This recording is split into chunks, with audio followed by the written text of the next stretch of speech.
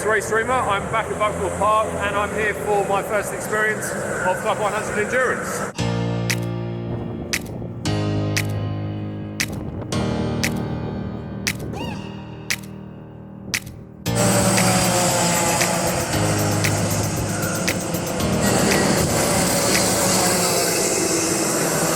So there's a practice session going on at the moment. Charlie's out in the car, who's my teammate for the day. We've had a bit of a busy morning doing a track walk and discussing pit options. We have a pit board, which is cool. So there's going to be a bit of stuff to figure out in terms of when we're going to swap drivers later on in the race. We have to figure out weight. So we've done all of that now. Charlie's got about... Right, Charlie's got 8 minutes left of his practice. I'm then going to go out and that's going to go straight into qualifying, and then we're going to plan to do an hour stint team. So as much as I'm heavier than I've ever been, in a good way, I weigh 80 kilos dry now, which is great. So hopefully that means I should last for an hour, but I haven't driven that before, so it'll be an interesting test.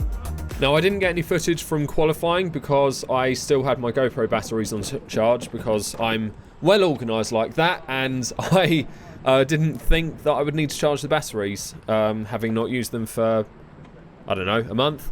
Anyway, so went out in qualifying, or stayed out in qualifying rather, because practice went straight into the qualifying session for 10 minutes, and the track was mostly dry through that session, or in fact it was dry. There weren't any damp patches about during that session, and I managed to stick it on pole for the intermediate class, which was amazing. I was 13th overall as well, so that was a really good result for the team, and it meant that I had a really strong starting position for the beginning of the race.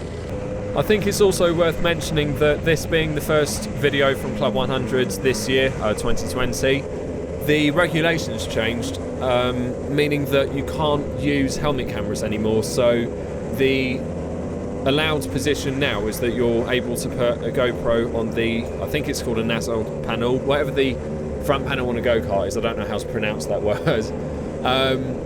But yeah, so the footage is going to look a bit different from now on. I had the stability control off on my camera here, or the hyper smooth it's called. So the footage is a bit more bumpy than usual. Frankly, that's because I was disorganised and I only put my camera on the kart last seconds, and it's just on the settings that it was on, so it's on 30 frames as well. But I hope you like the footage, and I hope you like the new graphics. Let me know what you think in the comments below. So, into the start of my first endurance race in Club 100, making a fairly steady start.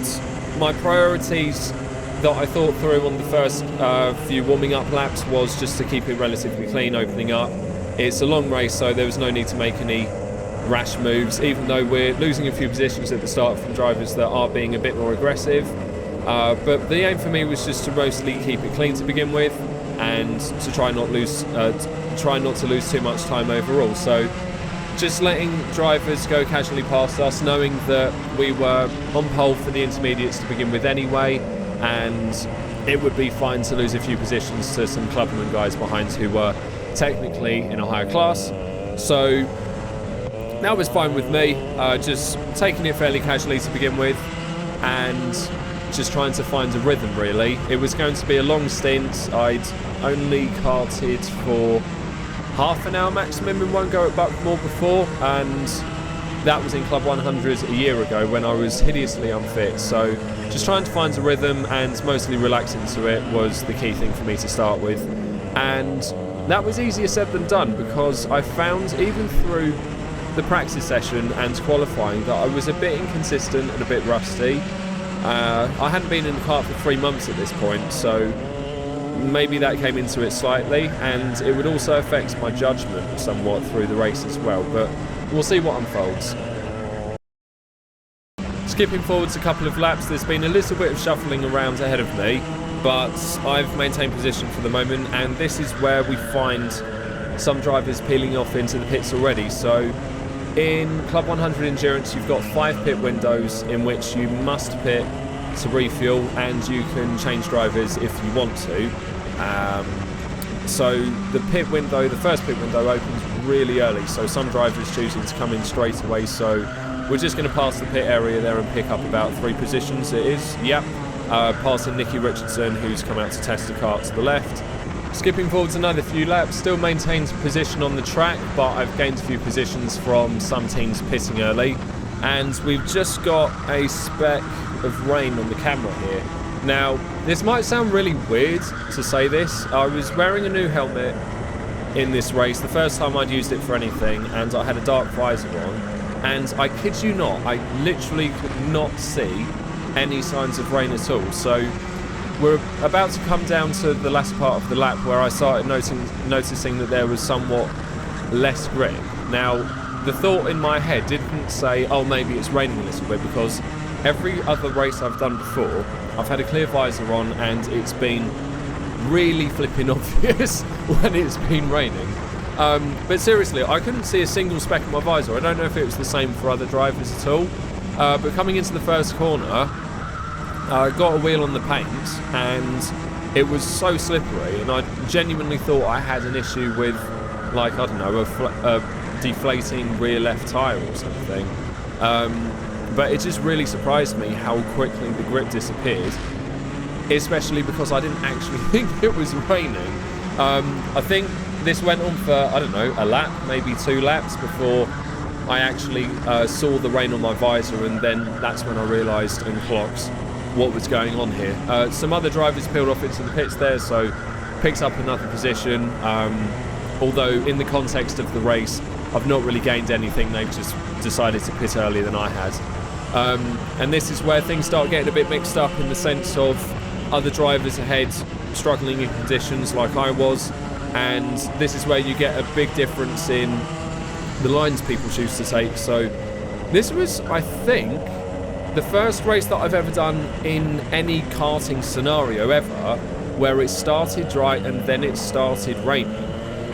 So I've done some races in the wet before, but from that point of view, you are expecting it to be slippery, and I found that I drove in a slightly different way in those other races anyway, whereas here, you're going from as flat out as fast as you can as if it's bone dry, and then having to back off dramatically like that.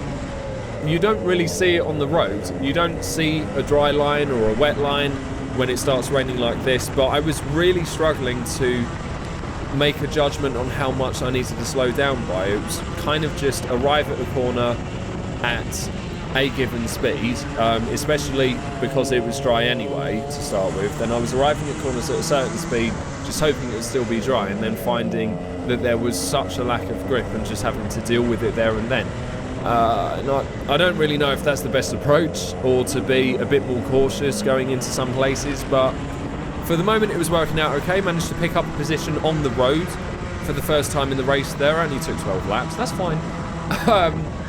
But yeah, we've made good headway on some of the drivers ahead now, so clearly my driving's not as unrefined as I maybe think it is at this point of the race. Not necessarily saying that it's going to be fine for the rest of the race, and yeah, I totally forgot about that moment. Okay, that was so insanely close. You don't know how late I saw that guy. So that was one of the Premier drivers that had spun ahead, which is, well, I don't know if it's unusual, but I wouldn't have expected it from those guys. Yeah, we'll get an action replay up of it here. So you can see the guy's getting overtaken on the inside, and he just gets pushed out onto the paint. And as soon as he gets on the paint, the back goes around. Now, this isn't in my line of sight, so I arrive on the exit of the corner and think, oh my god. But thankfully got away with it. But that moment was so insanely close, so I'm just glad I got through it. And yeah, so back to where we were, making positions up. So just managed to overtake one driver there.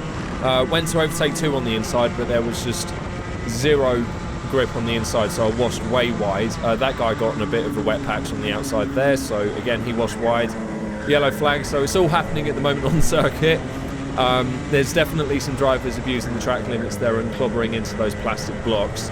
So at the moment that's looking good for us, or for me and the team, because no penalties at the moment for us. A little bit foreshadowing there. And we're in 8th place on the road at the moment, which is grand. We still haven't pitted yet, like one of the drivers ahead has just done. So eventually we are going to lose out some positions. That's inevitable.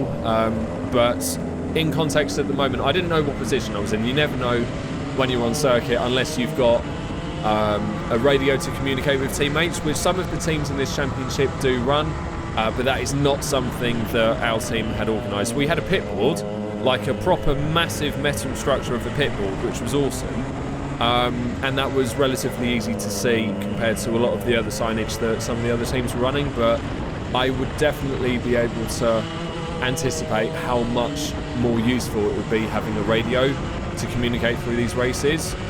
Just to be able to communicate ideas like how far you are to the next person ahead in terms of actual position, rather than where someone is on front of you in the road, and that's particularly useful later on in the race. So, coming into the pit area for the first stop, and at this moment I was pretty wound up, if I'm being honest, partly because I still had a question mark in my head about whether there was a problem with the rear left tyre. I don't know why that was still in my head at that point, but also because, if I'm being completely honest, I came into the pit having signalled to my teammate that I was going to want to switch drivers, and he just wasn't there.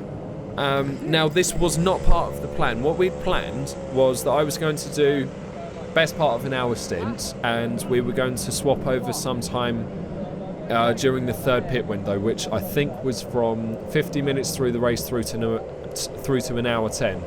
This being a 2-hour race. But for whatever reason, I had it absolutely fixated in my mind that I needed to switch over with Charlie at this stop, and honestly, it's kind of embarrassing talking back about it, but I'd rather be honest about it and say that's what I was thinking. But as a result, I faffed about during that pit stop so much more than I needed to, and I was wound up as I was leaving the pits there. You can see I'm just not concentrating fully. But it meant that pit stop just took absolutely forever, and it's all my fault. And we're down to 30th position. And so I think it's fair to say that was a bit of a learning experience, and not something that I ever want to repeat again. The difference for me is, normally before I head into a race, I will, like the night before, I'll visualise what's going to go on. So with sprints there's not much to do. I'll just visualise the circuit and any potential overtaking opportunities, and that's about it really. But what I didn't think to do for this endurance race was actually properly register in my head what the pit stops were going to involve, whether I was going to be getting out or not, getting the fuel cap off, and all of these things just to make it a slicker pit stop.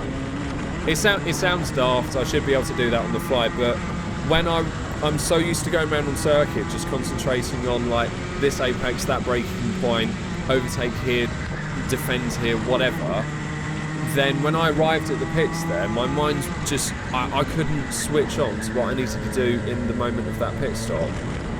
So yeah, I feel like really bloody stupid, to be honest, with that. And if any of you are listening back to this and feel the same, then well, yeah. But that's what happened, as it goes. And from here on, I couldn't get back into a rhythm because I just felt like such an utter clump. So you saw the spin here on the last lap. That was from getting a wheel onto the painted surface, the painted line, which was nice and slippery at this point. But this wasn't part of my thought process at the time. So we've gone a lap down. We're still down in 30th place. All to do from here. And I think in terms of where I was in the class at this point, I was I don't know, maybe 6th or 7th in class, and I haven't started on pole. Yeah, that sucks. I knew it was bad at the time. I didn't know how bad, but the thought in my head at this point was just to try and bury my frustration and just get back to driving cleanly. And thankfully, having a bit of clean track ahead was going to help me reset to an extent.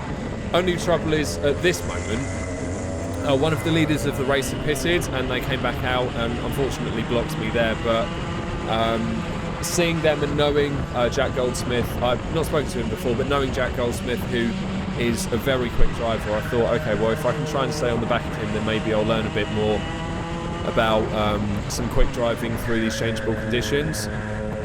So they gave me something to focus on for a few laps, but the trouble was after this that I kind of went back to just letting my mind wander and worrying about the pit stop that had just happened and thinking how I'd kind of thrown away a good opportunity where I started on pole and I kind of expected myself and my teammate to be fighting for that win in the endurance class throughout the rest of, in the intermediate class throughout the rest of the event. Because to be fair to Charlie, he's a bloody good driver. I feel really privileged to have shared this race with him. He's got plenty of experience of karting over the years. He's done some F100 more recently, which are much quicker karts than Club 100. It's pretty humbling to say that I had Charlie and his cousin Rich on the team and helping me through the event and being really supportive. And ultimately, they were happy with how the day went in the end, but like you can see from what's going on here and from how I'm talking about it that I know I could have done a lot better in terms of my personal performance, even though our expectations as a team were basically not to come last, which we didn't do, thankfully. So anyway, now I've finished talking about that and how embarrassed I felt, back to some of the race action. So kind of stayed in the same position for a few laps, but there's some other people falling off the circuit now. So like one guy spun there, and then Jack Goldsmith made contact with back marker for him, so managing to pick up a couple of positions in the space of two corners there, and that's genuine positions rather than just overtaking someone on the road who we're not actually battling against. So that was good. Obviously I didn't know that at the time. The thought for me was just crack on and try and get past people who were potentially going to hold me up and just keep some forwards momentum going. So the conditions remaining fairly tricky throughout the last few laps. A few people ahead pitted, so I've picked up 3 positions. And this lap here, I was still taking a bit of a conservative wet line, so avoiding taking the absolute inside of the corner. But I could see the drivers ahead who I'd been chasing for a few laps and catching up to. They then pulled away out of the 2 hairpins, so suddenly an idea went off in my head where I thought, great, let's go super mega fast everywhere again. Clearly there's more grip. And then I did that stupid thing again where I put one of my rear wheels on the painted line, and of course the paint stays wet and slippery even when the track's maybe drying up slightly, so I spun again, losing a bag more time. And this was kind of the downfall of my performance in my stint, to be fair. The pace was good and my consistency was alright, aside from when I kept stacking it. So yeah, everything's like every day's a learning day, right? Jumping forwards to lap 34, and I had actually noticed a pit board this time to call me in, so I came in for my second stop out of 3. And watching back the footage as well, I can see I definitely could have been more aggressive, carried more speed into the pit lane itself, but I have to admit it felt pretty intimidating walking about in, I suppose you could call it the paddock area of Buckmore Park, where there would just be people walking about and carts firing through. There's no speed limit through the pit lane. So yeah, ultimately we lost some time through the pits from me being a bit cautious there. My teammate Charlie came over just to check everything was alright because he hadn't been there during the first stop, which is fair enough. That wasn't his fault because that wasn't the plan. And then unfortunately I found out that my helmet was actually undone, so obviously in my rush to get ready at the beginning of the race, I'd not done up my helmet. I hadn't even realised. And a lot of these problems boil down to the fact that I just felt tired the whole time. So a big takeaway from this day was that I'd had a gig with the bands the previous night in Canterbury. So not a million miles from where I live, but I hadn't got back until about 1:30 in the morning, and then I woke up at 6:30 for this race event. So yeah, I was just tired as soon as I got to the circuit, and that's a big thing that I'm going to change going forwards. If I do another endurance race, I'm 100% not going to have a gig the night before, or at least one that finishes anywhere near that late. Because yeah, just being tired, I didn't have the mental capacity to think smart about anything in this race, I don't feel like. Thankfully, the following day, I did things a bit better when I did the Club 100 sprint. So as it goes, this was just the start of an otherwise actually pretty decent weekend. Just, there are a few negatives in this race, but yeah, I've learned from them, or I'm going to be learning from them for when I do my next endurance race. So this was the only actual time in the race that I recognised one of the other races that I was trying to overtake, realising that they were in our class and this was probably full position. So in my head I was like, okay, well I should actually press on and try and catch this guy, and then I made a very similar mistake. I just put a wheel on the paint, slippery, spun me round. So yeah, still not thinking with my head particularly and losing more time, unfortunately. Jumping forwards a number of laps, and the track has definitely dried up a fair bit. There's still specks of rain on the GoPro, but they tend to just linger a bit longer than the surface water on the track did. So definitely picked up the pace somewhat and feeling a bit happier knowing that track conditions were a tad more predictable. And I realised who this guy was. So Steve Brown overtaking me here, and another opportunity for me to follow someone and try and learn from them in terms of how they were going a fair bit quicker than me race pace wise. The karts are a bit different handling when you're heavier, so for the endurance rounds it's 85 kilos that you've got to weigh, whereas the sprints are 78. Even though it's 7 kilos of difference, I was noticing it a fair bit between the Saturday and Sunday events, and I was never quite comfortable with going as quick as I felt maybe I could have done. Didn't feel like I could quite as easily get some weight on the front wheels, I guess because there was a fair bit of ballast towards the back of the car, and it goes to show I just lost a bunch of time in comparison to Steve here. Obviously he's got a bunch of experience behind him, he's been karting for like 20 years, I've been karting for 1 season now, but it was still impressive to see how much of a difference there was, and it kind of gave me a bit of motivation thinking, well, that's good, I know I can still improve in terms of pace. It's not just I've been a clumsy driver today, it's that I can genuinely still press on and find more pace outright. We're catching up to a guy slowly here, and I noticed when we were on the straight, especially heading up towards Cafe Curve and the start-finish line, that I was gaining a whole lot of ground on him in this area here, and it was just down to straight line speed basically. So I had a feeling that when I caught up to the back of him, then I was going to have to be quite patient on the straights and try and set myself up by being patient to overtake him through a corner, maybe under braking. So a few laps later, caught up to the back of this guy, and knowing that I was going to get a good run on him coming up to Cafe Curve, which is true, you can see the closing speed is much more dramatic than if I was in a sprint race, or at least that's what I found anyways.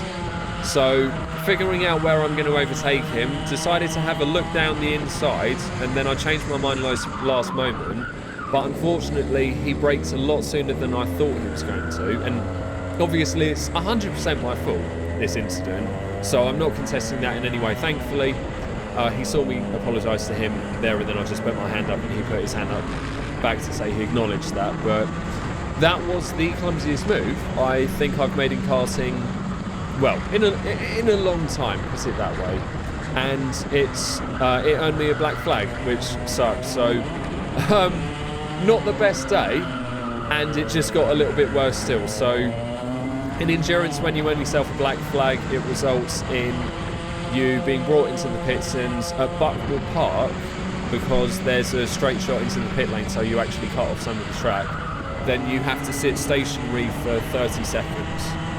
Now, I didn't actually receive the black flag for a fair few laps, which I was a bit puzzled by, but I decided to crack on anyway, so I had another go at overtaking this guy. I don't think there was as much grip down the inside as I was hoping for, so I actually ended up making a bit of contact with him again. So that was dumb on my part, and it slowed me down and allowed another guy to get past. So at this point, I think mentally I was just gone. Like, I wasn't making good decisions at all. Compared to the start of the race, where I was kind of switched on, thinking of the long game of letting people go past, trying to not to lose too much time. But in this scenario here, like, I would have dropped at least half a second there from that little knock. Then coming across the line and spotting the digiboard said black flag number 40, knowing that was me, and I was kind of expecting it anyway, so I just decided to come straight into the pits because I was in a bit of traffic and just get it over and done with, basically. So I've already been and served my penalty for the black flag, and I'm coming in a couple of laps later for the third and final pit stop where I'm going to switch over to Charlie. He's just on the left here. Thankfully, refueling bay opens up, so we make a pretty swift driver change. This part actually went well, to be fair, but I think it was mostly down to Charlie. I've got to give it to him. He was on top form. I watched back the footage of his stint, and he put in really consistent lap times, and every pit stop that he made added, I think it was about 15 seconds, maybe 17, 18 seconds to his lap time, which round Buckmore's pretty damn good. Now, compare that to my pit stop times, where relatively speaking I was faffing around. I think my first pit stop was 115 second lap or something silly, so I might have not lost that much time from the spins, but in comparison to the pit stops, it's so inefficient, and that's on my part. I'll put my hands up and say that's my fault. So that concluded my participation in the race, and from then on it was down to Charlie to try and salvage the situation, in which he did a really good job. He managed to get us back up to 6th in class overall, so it was a good result for the team. As far as I know, he's going to be putting together a bunch of video highlights from his portion of the race, so head over to his channel. There's a link in the description below, and you'll be able to check out his footage. I will be doing more Club 100s endurance races later in the year.